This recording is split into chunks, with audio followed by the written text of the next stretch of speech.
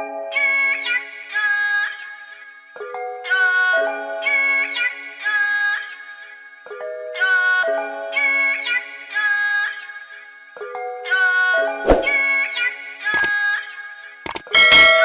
was just patient, never try skating. Fuck niggas hating. It's crazy, right? You go through your life and you make adjustments. You become a better person, intentionally, of course, because you want better results than what you are used to getting. And you meet somebody and you treat them how you want to be treated. You try to treat them how they want to be treated. And then in return, you get the short end of the stick. And because you are a man of substance, you are a man who has his own sense of self and value, you remove yourself out of toxic situations. You don't stick around. You don't get trapped into trauma bonds and toxic cycles of manipulation. But then something happens. All of a sudden, this person that took you for granted and took advantage of your grace has a newfound appreciation for you. What happened? That's what we're finna talk about in this video right here.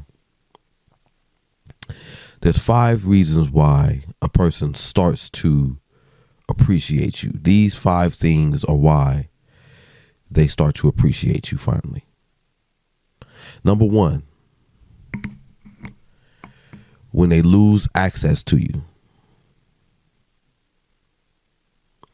When they lose access to you, all of those benefits that come with you are no longer accessible. This will make a person begin to appreciate you, who you've always been.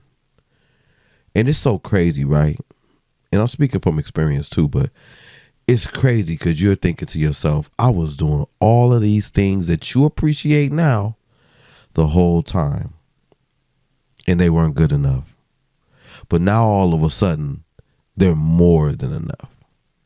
And something about that just doesn't settle with you. And you're reserved. You're like, why would I give you another shot? It doesn't make any sense. If I gave you everything I've got and that wasn't good enough for you, why would I give it back to you after you fumbled me? Number 2, thing that makes them finally start appreciating you is when they encounter somebody who does not amount to you. Wait a minute. They had to have you, fumble you, move on with pride and, security, like, sure that they were making a decision that was best for them. Entertain someone new just to find out that everything that glitters isn't gold. The grass wasn't greener on the other side. They entertain this person, and then it gets revealed to them over time that this person doesn't even amount to you and the things that you were openly willing to do for them. Whatever it may be. This is what I say, or what I call falling for the okie doke. I grew up saying that. When you fall for the grass being greener on the other side, thinking that you're going to walk away and just bump into something that's better than me, you fall for the okie doke. They fell for the okie doke. Okay, they've encountered somebody who doesn't amount to you. Now, what happens if they encounter somebody that is better than you? This is my theory. It's my personal theory. There is no better or worse. There's just different. So it's perfectly fine for people to outgrow people. It's perfectly fine for you to desire something different. But to insinuate that something is better, it's not better. There's no better. Unless something was bad, there's something better than bad. Excuse me. But there's nothing better than good. Good is good enough. What happens is there's different. And different may be, you may feel that difference is better for you. But it might be better for you, but it's not better than me. Keep that in mind.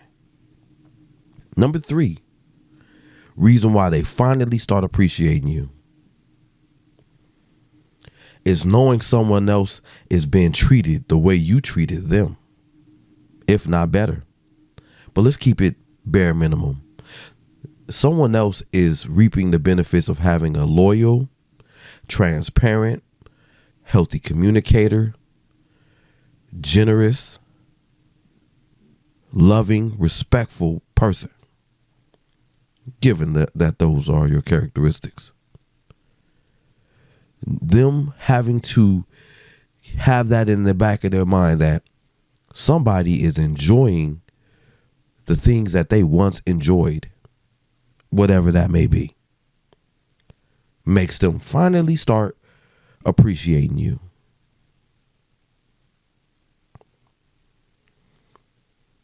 Number 5, reason why they finally start appreciating you is they get a huge slice of humbled pie. Self-reflection, spiritual awakening, wise counsel like therapy, preacher, somebody who has wisdom, letting them know, helping them see where they went wrong. Or just enough time has passed for their inflated ego to deflate and come back to normal. And then now they can see things clearer now. Humbled pie. Yummy. I'm funny. Now, why does this happen? Why does someone have to lose you in order to appreciate you? Oh, so that wasn't enough. You want to know the cause of the effects. I got you right here. Very important to note this. Okay. Number 1, when you grace, okay? Very important word, grace. Grace is to give someone who may not even be deserving of it. They haven't even earned it, okay? I mean, God graces us with his love. We haven't earned it. We're sinners, and he forever graces us with his love. Moving forward. When you grace her with things she did not earn, but they were done out of pure love, people tend to believe they were entitled to it in the first place. It's like knowing that you will be graced with forgiveness if you ask him for it. So you sin frivolously. You just go through our life doing whatever you want to do, and then you just say, please, Father, forgive me. So we can all relate to this if you're a sinner. So you can relate to even how that person was able to take you for granted because of grace, because you gave them something that they didn't have to earn. It was done out of pure love and pure intentions. And sometimes when you are graced with something, given something that you did not have to earn, then you start to feel that you were entitled to it to begin with. Like the air we breathe. Air isn't a luxury until you can't breathe.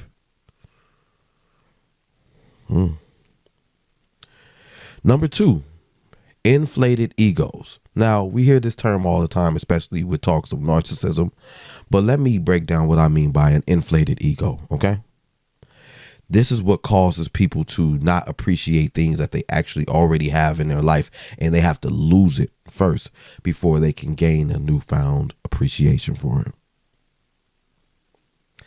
What I mean by an inflated ego specifically is a momentary feeling of pride or feelings of pride based on temporary ego boosts, such as an abundance of validation, admiration, and attention. So again, you have graced this person with an abundance of attention, admiration, validation. You have boosted their ego. You have inflated their ego. Now, not everybody's ego can be inflated because some people have control over that and they know pride can tear down something in 15 minutes that took 15 years to build. They know this already. So they practice discernment, and they don't allow themselves to, get too full of themselves. Like the old folks would say, no matter how big you get, keep your feet on the ground. That means stay humble. Like Kendrick Lamar said, stay humble. When you get an inflated ego, you detach from humility. You're no longer humble. You're full of pride and ego. And when you have attention, admiration, and validation in abundance, I mean, from maybe one person or maybe all sources, multiple sources, you get an inflated ego, you become cocky and arrogant, you detach from humility. Voila. Problem arise. Number 3, reason why this had to happen. They had to lose you in order to realize what they had is social media influence. What do I mean by this specifically? Glad you asked. Something they saw in a video online led them to believe that special treatment was the new social norm or the bare minimum. They were influenced by somebody else. And they said, yeah, he's supposed to pay all my bills. He's supposed to open up doors for me. He's supposed to take me on trips.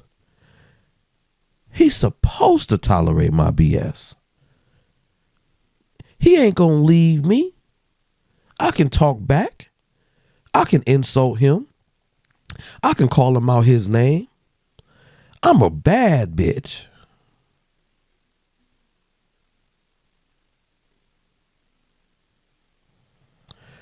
Number 4. Why does this happen?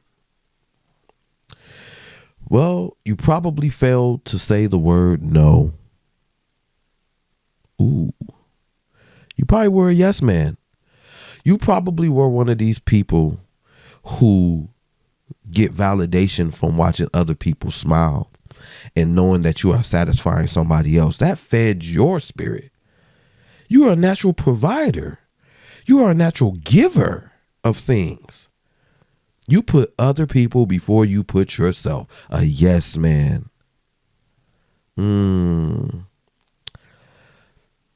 As humble as that sounds, remove that woman from the equation. Let's say you did that to your own child, 6, 7, 8-year-old daughter. You never told her no. When this girl is grown and a woman now, she no longer, no is not a word that she registers with. You or no other man or person in the world can say the word no. She would throw her body on the ground. She would throw a tantrum. She's kicking and screaming. And then you give in. And now she says, I get whatever I want. If you are not telling a woman no, a grown woman no, you're going to build your own monster again. And if this grown woman who was probably raised by another man or women or parents or people, enablers who never said the word no, well, there you go. Now you know what you're dealing with. You're dealing with somebody that you cannot say the word no to.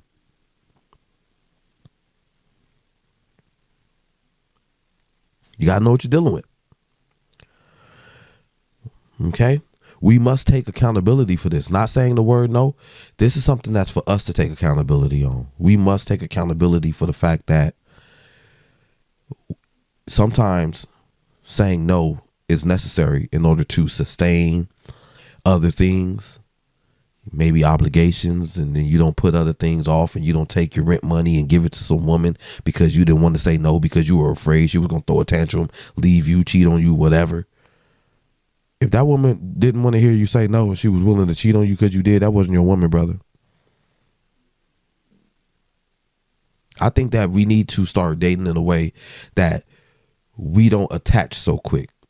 And I am not implying that you should remain detached throughout the whole relationship. Nope. I hear those modern dating coaches say that all the time. Nope. I'm not saying that.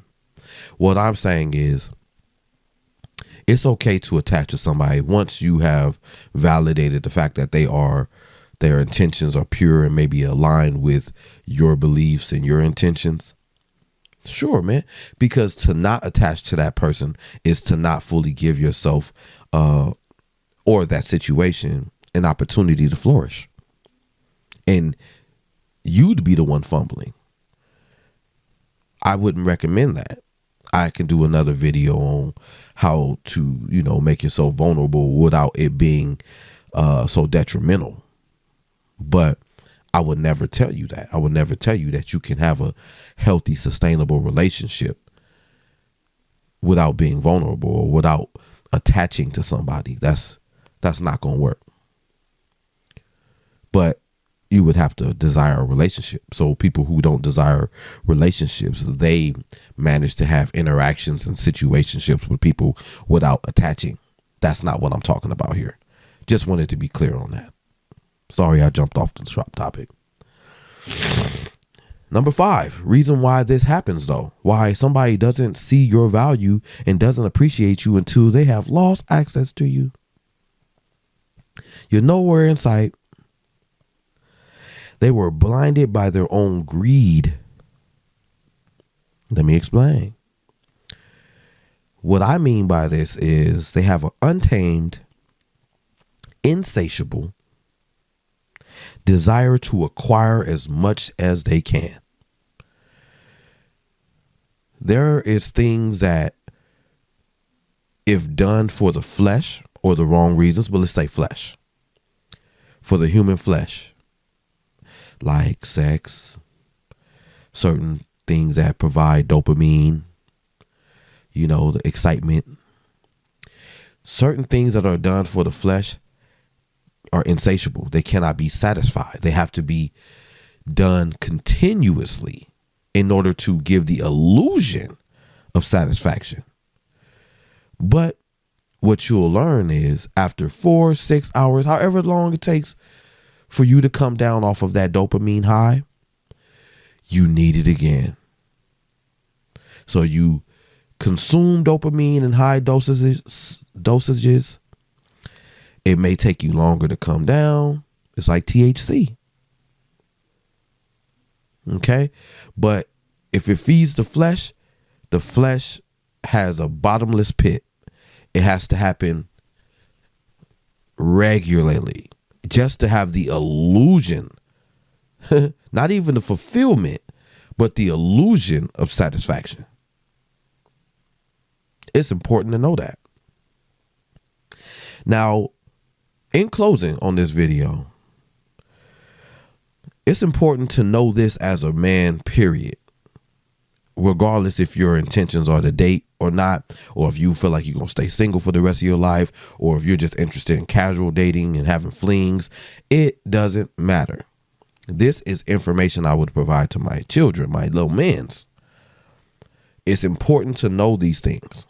Number 1, and only have 3, so I'm almost done. Number 1 thing that's very important for you to know as a man, especially relevant to this topic of being appreciated while you're in the presence of somebody, being where you're celebrated, not where you're tolerated. Number 1 is appreciation comes after endurance.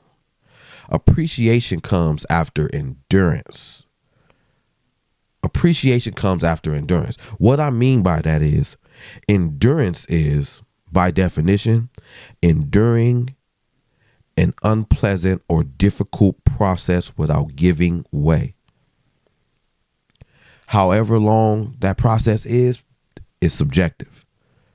But appreciation for what you were able to proceed or achieve is based off of the level of endurance that you had in making it happen and enduring a process that was difficult or unpleasant. And then once you achieve that goal, you appreciate it. Think about it when you go into a gym and you lift weights and it's burning and it's hurting and you like, your brain is thinking like, oh, I got 6 more reps. And you're like, you want to quit right now. You're like, nope, I got to keep on going. And then when you finish all your reps and then you go look in that mirror and it don't come that fast because you had to endure some stuff after several weeks and months of training your body and building it up and putting it through all of this pain. You got cuts and rips everywhere that you desire, and you appreciate your body. And because you appreciate your newfound body, you do things to maintain it. Versus if you went and took some injections, had some surgery, and then you were able to drop 200 pounds, you probably still eat like a pig. Simple analogy. Appreciation comes after endurance. Very important to know as a man in general, regardless of your intentions. Number 2 out of the 3, very important to know. Anyone who cannot respect the word no, whether they are a child, especially if they are an adult, doesn't acknowledge boundaries, generally speaking.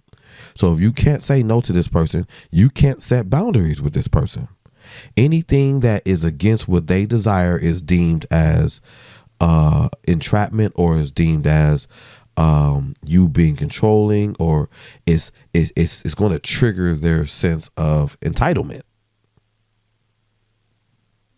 Okay. So that's something that you need to know. Someone who cannot tolerate hearing the word no, they are unhinged.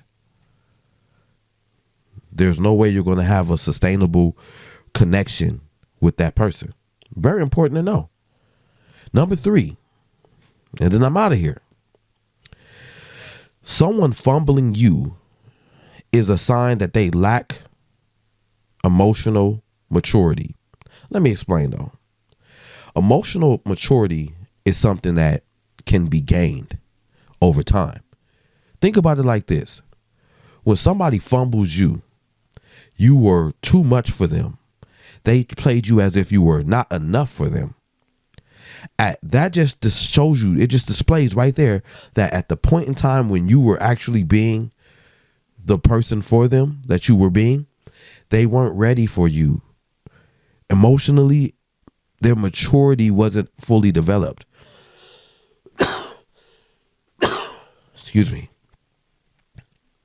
That's okay. But they fumbled you and you had to move on as a result. You don't need to return.